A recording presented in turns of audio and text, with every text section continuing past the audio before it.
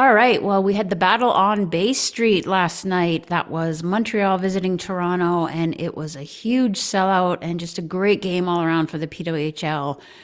But there's been so much going on. We've got to cover some more things in addition to that, and I certainly can't do that myself.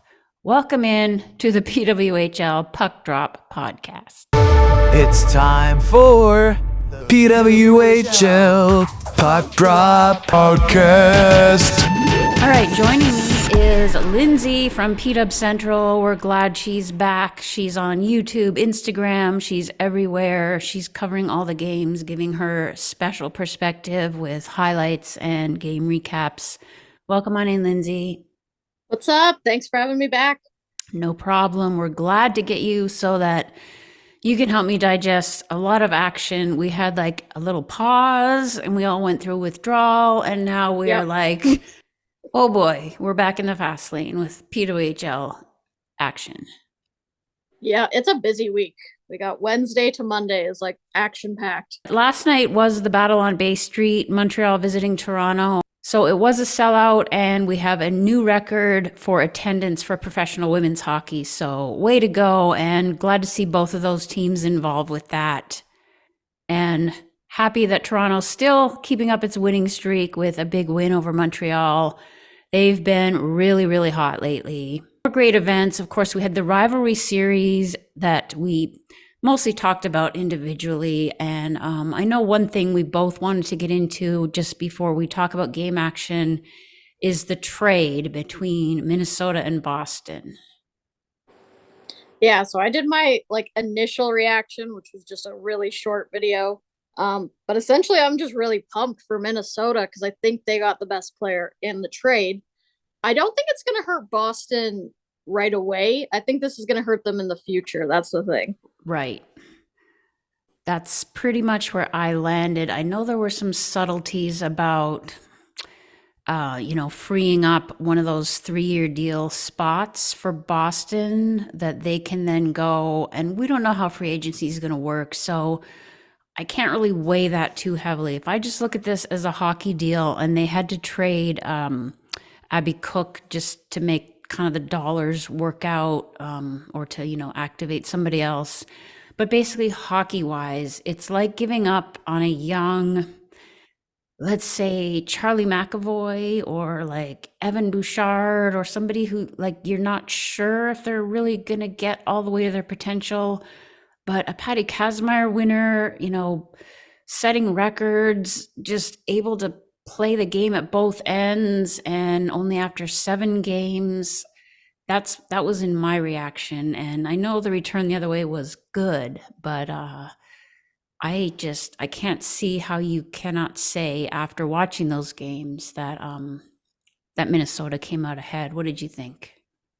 I think they lost Tapani, who's playing well for them, and I think she will help Boston. But this is, like you said, a Patty Kazmaier Award winner. I think she was 6th in overall scoring in the NCAA. That's crazy as a defenseman. So and we saw it on Wednesday night. She's already made that impact. You can already see that power play is way better with her on it. That shot from the point. That's right. The first goal they scored. And I don't know, maybe I'm missing something. So please, folks, comment if someone said she didn't play well in the previous rivalry series and they had her in training camp and some games. So maybe she wasn't as happy with, her spot. I don't know, but it looked like all Minnesota had to do was plug her in there on the blue line with Lee Steckline, who plays more defensively, and say, go ahead, play hockey. And credit to Natalie Darwitz, who apparently said, I think I can get the best out of this player. And well, you didn't have to try very hard. Just, put me in, coach, give me some ice time. Don't let the mistakes that, or some of the tentativeness that maybe is there dissuade you. That's what I saw. I would have taken her on my team or any team in a heartbeat. Yeah, I just think they have Megan Keller. That's obviously their top player. It reminds me of San Jose because they had Erik Karlsson and Brent Burns. And as soon as Brent Burns left, Erik Karlsson just took over and went off. That's what I think's happening. It's that needs to be her spot. so she can just excel. Keller's. Do you mean Keller's spot? No, you mean Jake's. Yeah, Jake's. Like, that needs to be her spot. And like, she gets to play with Steckline, who, like you said, is an elite defender. So she can kind of be that rover and just go up. Right. So it balances out better so that they don't have kind of competing roles. Yeah, that's a good point. It's a better fit. And, you know, Tapani, I do like her a lot. And I'm glad that she's well traveled enough that, you know, I don't think the trade is going to bother her, like, you know, to have to switch teams, which can't be easy. But I totally agree, and I'm fascinated to see what happens. And I already like Minnesota quite a bit. Yeah, I was just gonna say, like, do you think they're gonna keep doing the rivalry series? Because I think if players get hurt there and it's sort of a nothing tournament, like, it's not worth it. Yeah, good question. I mean, that is just, yeah, it's more of a showcase than anything. So I suppose, you know, depending on how tight the schedule gets with, you know, if they extend the PWHL season into longer and then have the Women's World Championships and the Olympics, I could see them maybe doing away with that. Good point. But we don't know much about next season as far as if, you know, it's going to start in January and be the same number of games. But I mean, it was fun. If that was the last one, you know, the reverse sweep was always fun to watch. Yeah, I think Spooner kind of came in and won it, to be honest, because I was looking at the stats and she led the series over everybody who played 7 games. So that's crazy. She only played 3 games. She climbed over Hillary Knight's numbers and just in. Okay, so that makes a good segue to a topic that we want to talk about. And I was titling my videos like Spoon shoots, Spoon scores, or, you know, just like, how do I come up with something to say, like, you know, it's not a spoiler alert because it's Spooner scoring a hat trick. Just, oh, okay, I'm back from dominating here. I think I'll just dominate there. What is going on? We love her, but I don't think anybody quite expected this. Yeah, I mean, she's just gone off this year. I can't believe how quickly she's come back. Obviously, she had her son at the end of 2022. But yeah, she looks unstoppable right now. 10 goals in 10 games. She's currently leading in points as well. Only 1 assist, but she's just a goal scorer at this point. Isn't that the Cy Young Award or something? The 10-1, like, she's not a selfish player, but she goes to the net and gets those goals. So sorry, like the one she scored in the empty net that she looked like she didn't even really want to score that goal, but it didn't go in, so she had to poke it in. But yeah, and in looking up why, I thought she could have been a good pick for second overall. I would have been okay with that for Toronto. And I knew that she was probably going to file for the compassionate circumstances. So I did a little digging in there in case folks haven't been able to find it, because they didn't publicize it that well, that the 3 or 4 players that were granted that were basically mandated by the league which team and which round they had to be taken. So, I mean, I don't know, all things being equal, where she would have been drafted. You'd have to think higher than that, although she was just coming back from maternity leave. But 4th round draft pick Natalie Spooner is leading the league in scoring. Yeah, I think she would have went higher for sure. But that makes a lot more sense now that you say that. I didn't understand that. I don't know if they really did publicize it much. No, I think it, and I give them a lot of grace around these kinds of things. These are issues that a startup league really has to work with when they're not paying their athletes millions of dollars. I think there are a couple more names, but I would have to look into it before I was certain about it. But, moms with babies and with, we could probably put Kendall Coyne in there, but she was already signed as a free agent. But those are the kind of things that I think they considered strongly for compassionate circumstances. And so it makes the 2nd overall selection of Jocelyn Larocque maybe a little easier to take from the Toronto point of view, because after all, you could have gotten maybe Spooner in that spot and then Larocque back in the 4th round. So I'm going to pretend that's how that went down. Yeah, I think that would make more sense. in my Yeah. opinion. Yeah. But how much fun has she been to watch just in general? She is such just a happy person and a great face for the league. Yeah, I think she's a great leader. I'm kind of surprised she wasn't one of their top 3 signings because that would have made a lot of sense, like That's Kendall was for Minnesota. that's true too. So that game was great. We're happy to see Toronto kind of get back. I'm just happy to see the teams stacked a little more closely. That feels way more the way it should be. And so they were able to beat Boston in a really good effort there. And then the other game was the Ottawa and Minnesota, which will be a home and home series. What are your thoughts there? What we saw from Jake's, and then what's going on with Ottawa? I don't know what's going on with Ottawa. They changed the lines up a little bit. I don't know if that's an issue or what, but they can't seem to win games. And I mean, they're not out of it. Like, look at Toronto. They just leapfrogged in the standings because they got a couple wins. So I'm not too worried, but now they've got to play Minnesota again on Saturday. So top team in the league. Not going to be easy. Yeah, it's a tough one. It's like everybody enjoys like the chemistry, and there's nobody on that team that you wouldn't cheer for anyway, and like some really good stories with Agia. What about Brianne Jenner? When I did my recap, and honestly, as I was watching the game, and I think you said the same thing as we texted later, like, who's that? Oh yeah, number 19. Like, I didn't even know who 19 was, and then I felt really stupid because that's the captain.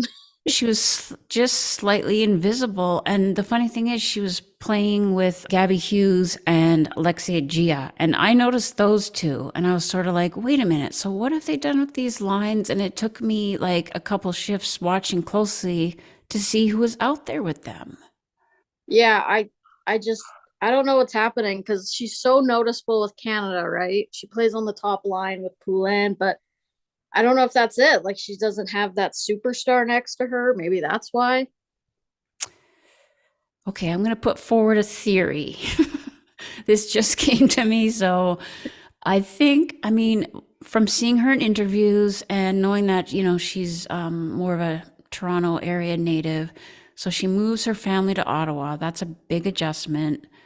And although she is a clutch performer, help me out if she's ever been like the face and the captain of a team. This is my theory now, my working theory, that it's been maybe a little bit on her shoulders, to like do the thing with the prime minister. And maybe that's just not like the role that she would have preferred. Is that a crazy theory that maybe that's just weighing on her a little bit? I mean, watching teams go, like players go from their international teams where there's stars like all over the place. And then they go and they're in these new leadership kind of positions. Although everybody talks about what a great leader she is. So I don't doubt that she's good at that part. But in the games, like, I just don't see it.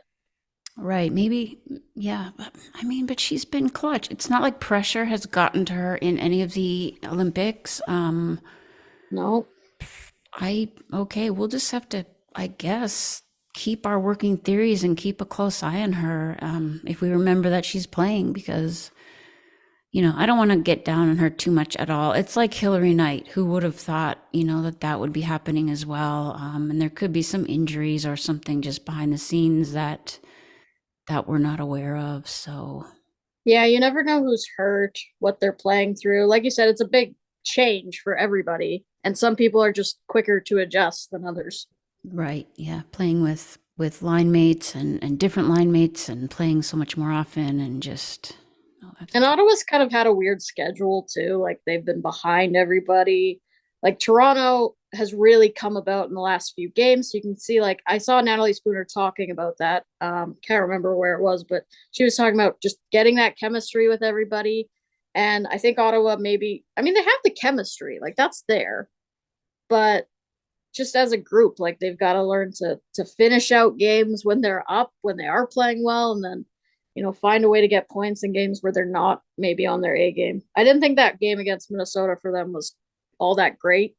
Thought Mashmeyer did really good. She's Yeah, been great all season. I think Mashmeyer has been under a lot of pressure. I guess Abstrider is back from injury, but maybe they're not, fully wanting to test that too much. So maybe there are just some folks that are feeling like they're carrying a lot of the mail right now. But you also have to think, the numbers game is gonna break just like it did for Toronto. Like, come on, they can't just sort of keep losing by one, especially in overtime. Those things don't happen. So let's hope they can maybe have a good game in the back half here against Minnesota. Any other Just get out there thoughts? a little bit, I think. They just need a big win. Get out of their head a little bit. Yeah, I think right now maybe they're just feeling a little bit down because they can't close out games, and it's just a little bit of a mental thing. Yeah. Well, they have a good coach helping them with that. She's very positive. So if anyone can do it, she can. For sure. So they got that second half of the home and home against Minnesota, and then they're gonna have back-to-back games in Boston, Right. as that makeup game was rescheduled for Monday, and then they play them again Wednesday. So those will be a really big 2 games for Ottawa to see if they can get back up in the. Definitely. They need to give stay even or ahead of Boston. They're both seem to be jockeying there. And then the exciting thing that they're also doing is on March 16th, 17th, they're doing what they're calling the takeover weekend. So they're going to be heading to Detroit for a game as well as Pittsburgh. I can't speak for Detroit, but Pittsburgh I know has supported women's hockey really greatly in the past, whether it was the PWHPA or the Rivalry Series, I want to say played there as well. And they advertised it on the Penguins games really well. And the place was packed when they had those games.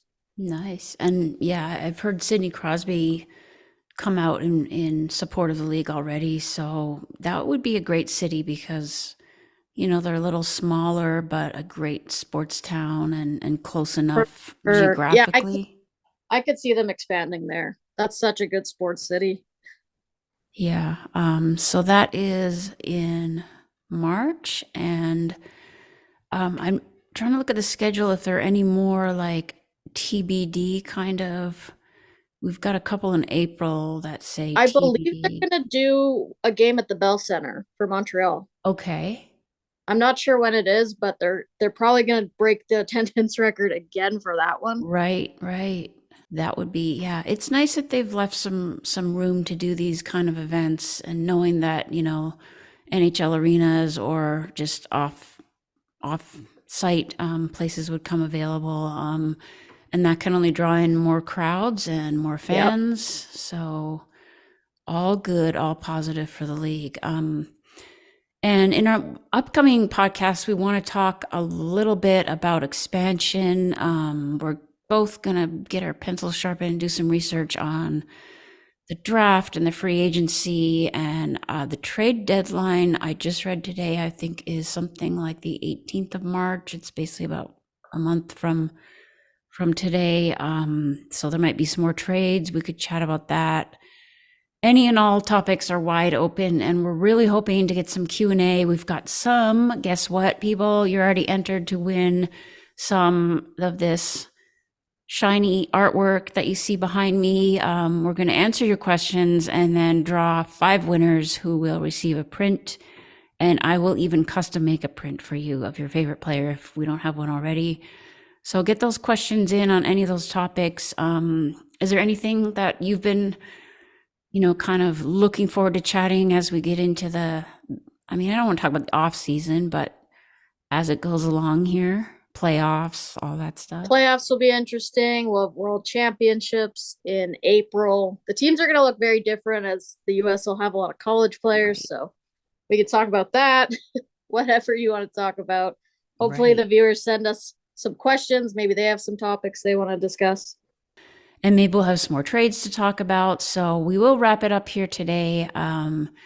Lots of exciting games on the schedule. Once again, Lindsey is at pdubcentral on YouTube and Instagram, doing recaps, working hard, as am I. And we're both doing this out of love for the game, not doing it, for numbers or certainly not making making a career out of it. Just want to grow the game. That's it. We could go into Bitcoin if we wanted or something. We're not doing this to be shrewd, but we're addicted to this league and these players, and it's just so much fun. So thanks for coming back on with me, Lindsey. And don't forget to send us your questions on Spotify, Apple Podcasts, wherever you're watching us. And we'll catch you in the next Puck Drop podcast. Thanks again. Thanks for having me. P-Dub. Peace out. Bye-bye. PWHL Puck Drop Podcast.